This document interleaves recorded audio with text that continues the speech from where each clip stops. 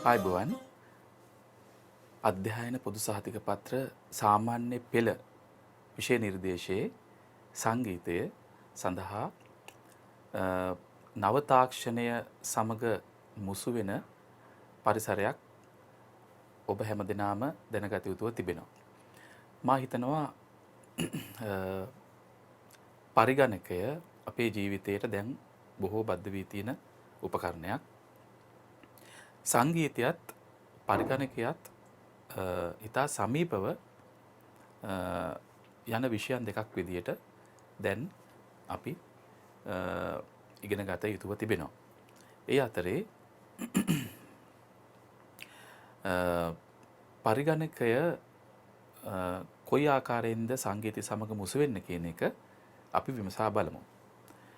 විශේෂයෙන්ම පරිගණකය මේ විවිධ විෂයන් සමග සම්බන්ධ වෙන ආකාරයෙන්ම සංගීතයේ ඉතා සියුම් තැන් අපිට ඊටාම ක්‍රමානුකූලව පටිගත කිරීම සංගීත නිර්මාණය සඳහා සංගීත වාදනය සඳහා ආදී විෂයන් වලදී පරිගණකය බොහෝ මැදිහත් වී තිබෙනවා.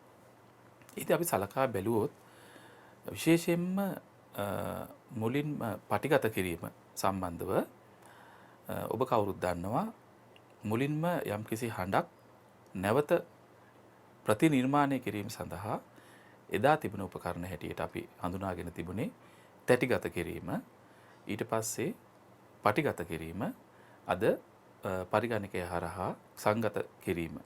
ඒකත් පටිගත කිරීම වගේම ක්‍රමයක්. මේ තාක්ෂණය වැඩිදුරට දියුණු වෙලා එකවර එක හඬක් නොව හඬවල් ගණනාවක් පටිගත කිරීමේ හැකියාව පටිගත කිරීම හරහා පටියකට ඇවිල්ලා තිබුණා. දැන් මේක තවත් දියුණු කරලා එනකොට ඒ වාර ගණන වැඩි කරන්නට මේ පටිය බොහෝ මහත් කරන්න සිදු වෙනවා. නමුත් නව තාක්ෂණය අනුව අපි කියනකොට virtual recording කියලා මේ virtual recording කියන සිස්ටම් එකේ අපිට පුළුවන් වෙනවා විශාල වාර ප්‍රමාණයක් එකවර සංගතගත කරන්න පුළුවන් වෙනවා. ඒ කියන්නේ මම එහින් අදහස් කළේ තැටියක් හෝ පටියක් හෝ යාන්ත්‍රණයක් වශයෙන් ක්‍රියාත්මක නොවි එය ඩිජිටල් ක්‍රමයට සංගත ක්‍රමයට ගබඩා කර තැබීමේ ක්‍රමය. මේ ක්‍රමය තමයි අපි නව තාක්ෂණික උපකරණ අනුව යම්කිසි ගබඩා කිරීමක් කියන්නේ තැටිගත කිරීමක් හෝ පටිගත කිරීමක් කියන වචනේම තමයි නැවත අපිට පාවිච්චි කරන්න වෙන්නේ. ඒ පටිගත කිරීම කියන වචනේ මම පාවිච්චි කරන්නම්. ඒ විදිහට තමයි මේක තහවුරු කරලා ගබඩා කරලා තියන්නේ. ඒ සඳහා විවිධ මෘදුකාංග දින් නිර්මාණය වෙලා තිබෙනවා. ලෝකේ බොහෝ රටවල් පාවිච්චි කරන ක්‍රමවේද හරහා අපි ගත්තොත් Microsoft ආයතනය හරහා Microsoft ඒ ක්‍රමය හරහා අපිට නිර්මාණය කරපු මෘදුකාංග ගණනාවක් තිබෙනවා. අනෙක් ප්‍රචලිත ක්‍රමය අපි හඳුන්වනවා බොහෝ වෙලාවට මේ Apple ක්‍රමයට. Microsoft කියන ආයතනය හරහා ඒට නිර්මාණය කරපු මෘදුකාංග සහ Apple ආයතනය සඳහා නිර්මාණය කරපු මෘදුකාංග හරහා අපිට මේ ක්‍රමය ප්‍රචලිත වෙලා තිබෙනවා. ඒ පිළිබඳව අපිට අවබෝධයක් ලබා ගත යුතුයි. එවැනි මෘදුකාංග ක්‍රියාත්මක කිරීමේදී විශේෂයෙන්ම මේ මෘදුකාංග අපිට බොහොම ඇසට ගෝචර වෙන විදිහට අපිට හුරු පුරුදු විදිහට පරිහරණය කරන්න යම් මූණත් හදලා තිබෙනවා. එතකොට අපිට කියන්න පුළුවන් අපිට බොහොම user friendly කියලා කියන්නේ අපිට හුරු පුරුදු සංකේත අනුව මේවා ක්‍රියාත්මක කිරීම සඳහා නිර්මාණය කරලා තිබෙනවා. ඒ මුලින් අපි දැකලා තිබෙන උපකරණවල ස්වરૂපම එම මූණත් සඳහා යොදාගෙන තිබෙනවා. විශේෂයෙන් දැන් බොහෝ වෙලාවට මෙවැනි පටිගත කිරීම කරන්නේ සංගීතය සම්බන්ධව කෙරෙන කොටසක් තිබෙනවා. ඊට අමතරව තවත් ලෝකයේ විවිධ ශබ්ද ගබඩා කරලා තියන්න එකවර ශබ්ද ගණනාවක් පටිගත කරන්න ක්‍රමවේදයන් සලස්වලා තියෙනවා. සංගීතය සඳහා යොදා ගැනීමේදී මේ මෘදුකාංග මම කිව්වා එකවර ශබ්ද ගණනාවක් පටිගත කරන්න පුළුවන් කියලා. අපි ඒකට කියනවා මේ ට්‍රැක්ස් වලට රෙකෝඩ් කරනවා කියලා. විවිධ ට්‍රැක්ස් වලට අපිට මේවා පටිගත කරන්න පුළුවන්. එක ට්‍රැක් එකක් අපි සලකා බැලුවොත් මේ ට්‍රැක් එකක් රෙකෝඩ් කිරීමේදී එහි තත්ත්වයත් අපිට විශේෂයෙන් සැලකිලිමත් විය යුතු දෙයක් වෙනවා.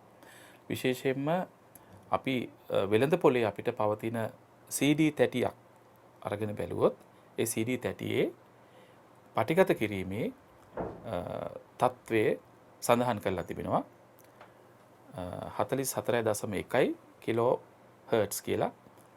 මේකේ ඒ විතරක් නෙමෙයි 16 bit මෙන්න මේ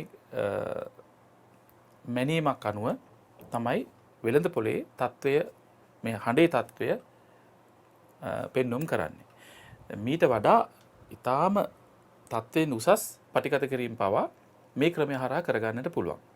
දැන් මුලින් තැටිගත කිරීම සහ පටිගත කිරීම වලදී එහෙම කරන්න බෑ.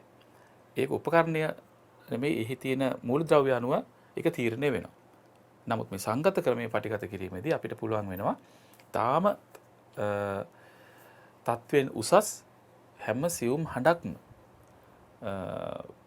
මේ පරිගණක තුලට ගන්නට මේ විවර වෙන ආකාරයේ මෘදුකාංග මෙම ක්‍රමය හරහා තිබෙනවා. ඒකට අපි කියනවා සාමාන්‍යයෙන් අපි සාමාන්‍ය හඬ 44.1 කිලෝ හර්ට්ස් 16 bit කියන තත්වය තමයි හොඳයි කියලා අපි පිළිගන්න තත්වය. ඊටත් එහා යනකොට 48 කිලෝ හර්ට්ස් 24 bits කියන තත්වයට යනවා නම් තාමත්ම සියුම් හඬවල් පටිගත කරන්නට පුළුවන් වෙනවා. ඉතින් මේ ආකාරයට තමයි මේ තත්වය අපි සඳහන් කරන්නේ පටිගත කිරීම වලදී. ඒ වගේමයි ඒ ආකාරයෙන්ම ට්‍රැක්ස් ගණනාවක් පටිගත කරන්න පුළුවන් මෘදුකාංග ප්‍රචලිත වේවා දැන් වෙළඳ පොලේ ඇවිල්ලා තියෙනවා. එක ක්‍රමයක් අපි කිව්වොත් සෝනා කියලා තියෙනවා මෘදුකාංග පෙළක්. ඒ පෙළේ දැන් මේ කාලේ සෝනා 4 කියන තමයි සෝනා 4 සෝනා 4 තමයි මේ කාලේ මේ මෘදුකාංග පෙළේ අවසාන වශයෙන් ඇවිල්ලා තියෙන්නේ. තවත් මෘදුකාංග පෙළක් තිබෙනවා Cubase කියලා. මේ Cubase කියන පටිගත කිරීමේ ක්‍රමයක් දියුණුවෙන් පවතිනවා. දැන් මේ කාලේ Cubase 9 කියන කොටසට ඇවිල්ලා තියෙනවා. දවසින් දවස මේවා අපිට අලුත් මේ මෘදුකාංගයට අලුත් හැකියාවන් පහසුකම් එකතු කරමින් යන්න පුළුවන් ක්‍රමයක් නිසා මේක ඉතාම ප්‍රචලිත වෙලා තියෙනවා සමාජයේ. ඒ හරහා අපිට යම් යම් සංගීතමය පටිගත කිරීම ඉතාමත් උසස් මට්ටමකට කරන්නට හැකියාව ඇවිල්ලා තියෙනවා. විශේෂයෙන්ම මේ මෘදුකාංග නිර්මාණය වෙන්නේ බොහෝ ඒවා ජර්මන් භාෂාවෙන්. ඊට පස්සේ තමයි මේක අනික් භාෂාවනට පරිවර්තනය වෙන්නේ. මේ මම මුලින් සඳහන් කර සොෆ්ට්වෙයාර්ස් දෙකම මෘදුකාංග දෙකම ඒ වගේ ලෝකේ නිර්මාණය වෙච්ච ප්‍රචලිත වෙච්ච මෘදුකාංග. තවත් Pro Tools, Digital Audio, Samplitude මේ ආදී audio Adobe Audio Recorder මේ විදිහට තවත් බොහෝ මෘදුකාංග සමාජයේ අපිට වෙළඳ පොලේ දකින්නට පුළුවන් වෙනවා.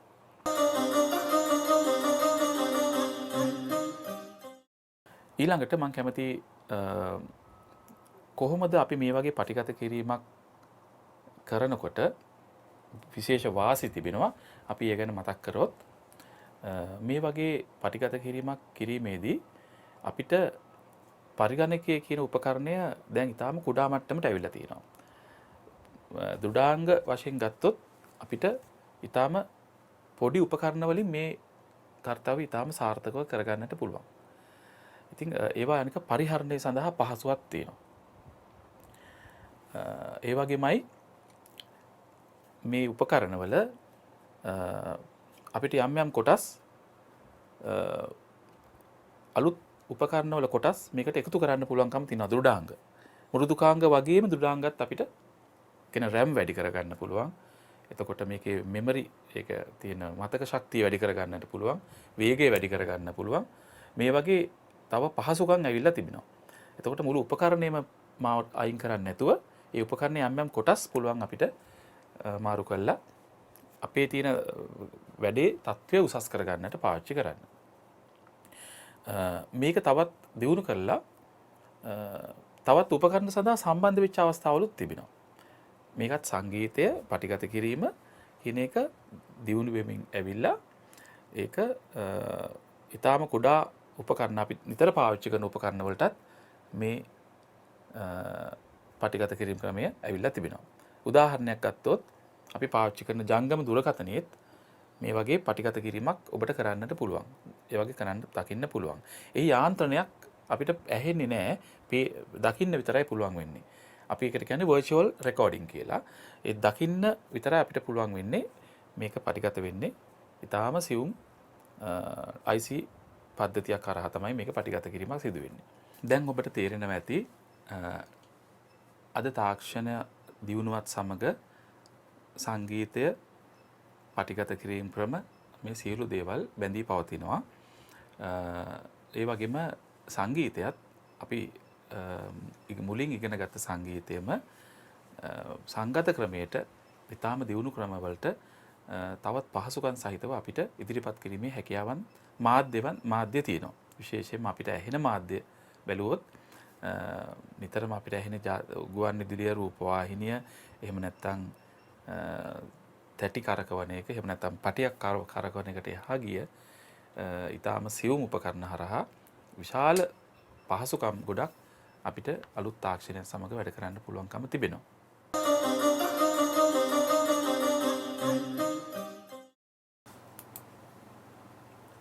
මා මුලින් සඳහන් කර ආකාරයට මුරුදුකාංග පාවිච්චි කළා හඬ ගබඩා කර තැබීම රෙකෝඩ් කරන එක මම ඔබට දැන් මේ විදිහට පෙන්වන්න සූදානම් වෙන්නේ.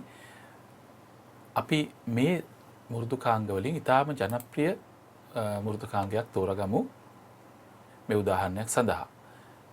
Sonar X කියන මුරුදුකාංගේ. ඒකේ Sonar X1, X2, X3 ආකාරයෙන් මේ මුරුදුකාංග තාක්ෂණික මෙවලම් සහිතව විහිදී යනවා. අපි මේ ගත්ත මුරුදුකාංගයේ පාවිච්චි කරනකොට පරිගණකයත් මේ මෘදුකාංගයත් ඊට අමතරව සවුන්ඩ් කාඩ් කියන තවත් බාහිර උපකරණයකුත් මූලික වශයෙන් සඳහන් මේ සම්බන්ධ වෙනවා. එහිදී මේ මෘදුකාංගයේ අපි මුලින්ම එක ට්‍රැක් එකක් මේ ආකාරයට එක ට්‍රැක් එකක් අපි අරගමු. මේ ට්‍රැක් එකට තමයි අපි මේ හඬවල් පටිගත කරන්නේ. මෙතන හඬවල් පටිගත කරන්න මේ රෙකෝඩ් එක දැම්මත් අපිට අවශ්‍ය වෙනවා පරිගණකයේ තුලට හඬවල් ලබා ගන්න සවුන්ඩ් කාඩ් උපකරණය කොයි ආකාරයකට සම්බන්ධ වෙන්නේ කියලා බලන්න. මෙන්න මෙතන තිබෙනවා මේ සවුන්ඩ් කාඩ් එකේ ඇතුළට ගන්න මේ ඉන්පුට් කරන මාර්ග මෙතන තියෙනවා 1 2 3 4 5 6 7 8 ආදී. සවුන්ඩ් කාඩ් වෙළඳ පොලේ තිබෙනවා. එක හඬක් එක පාට ගන්න එකක් දෙකක් හතරක් හයක් අටක් මේ ආදී වශයෙන් 16 32 දක්වා විහිදී යනවා. මේ සවුන්ඩ් කාඩ් එකේ ඔබට පේනවා ඉන්පුට්ස් 8ක් ගන්න පුළුවන් සවුන්ඩ් කාඩ් එකක් අපි මේ සවි කරලා තිබෙන්නේ. ඒකදී අපි එක ඉන්පුට් එකක් ගත්තොත් මේ ඉන්පුට් එකට අපිට පුළුවන් මයික් එකක් එහෙම නැත්නම් ඕනෑම භාණ්ඩයක් ඇතුළු කරන්න. ඒ හරහා අපි හඬක් ඇතුළතට ගන්නට පුළුවන්. නැවතත් මම ඒක පෙන්නන්නම්. හොඳයි. උදාහරණයක් හැටියට අපි මේ වගේ භාණ්ඩයක් සම්බන්ධ කරොත් ඕගන් එකක් ඔබට පේනවා මේ ඕගන් එක වාදනය කරන අවස්ථාවේ ඒ හඬේ ප්‍රමාණය පෙන්눔 කරනවා. මේ තියෙන්නේ ඒ පටිගත කරන ආකාරය. මෙතන තිබෙන ඔබට පේනවා සාමාන්‍ය පටිගත කිරීම කරන ඔය ටේප් රෙකෝඩර් එකක එහෙම නැත්නම් වෙනත් උපකරණවල තිබෙන මූණත මෙතන සඳහන් වෙනවා. මේ තියෙන්නේ ප්ලේබැක් කරන එක, මේ තියෙන රෙකෝඩින් කරන එක.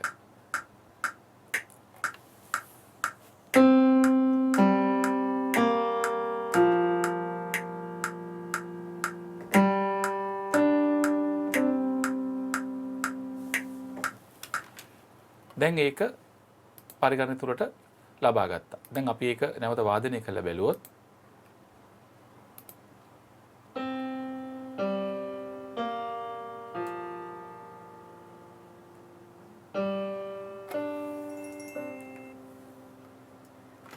දැන් මේ විදිහට අපිට තවත් භාණ්ඩ වාදනය කරලා එකතු කරන්න පුළුවන් වෙනවා. මේ ට්‍රැක් එක අපි මේ වගේ පල්ලෙහායින් තිබුණොත් තවත් ට්‍රැක් එකක් අපි පාවිච්චි කරොත් වෙනත් භාණ්ඩයක් අපිට මේකට වාදනය කරන්න පුළුවන්.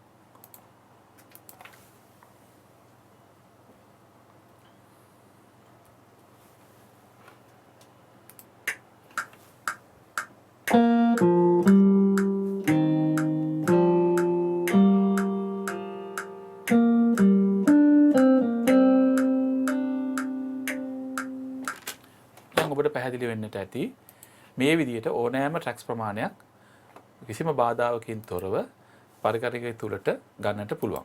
ඒ ගත්ත හඬවල් වලට අපිට විවිධ හැඩතල, ඒ කියන්නේ මේ හඬ නැවත නැවත එකෝ වෙන විදිහට අහන්නට, එහෙම නැත්නම් මේ හඬ පරක්කු වෙලා අහන්නට, එහෙම නැත්නම් මේ හඬට වෙන වෙන අලංකාර යොදන්නට අපිට පුළුවන්. ඒවට මේ උපකරණ හරහා මෙතන තියෙනවා මේ උපකරණ ගණනාවක්. මේ උපකරණ ගණනාවෙන්ම අපිට පුළුවන් ඒ වගේ හැඩතල මවන්නට. දැන් මේ තියෙන්නේ ඒ වගේ උපකරණ. මේ තියෙන්නේ ඉක්වලයිසර් කියන උපකරණේ. මෙතන තියෙනවා අපිට කැමති විදිහට ඒ ආකාරයෙන් මේ ඉක්වලයිසින් කරලා වෙනස් කරලා හඬ හදා ගන්නට පුළුවන්.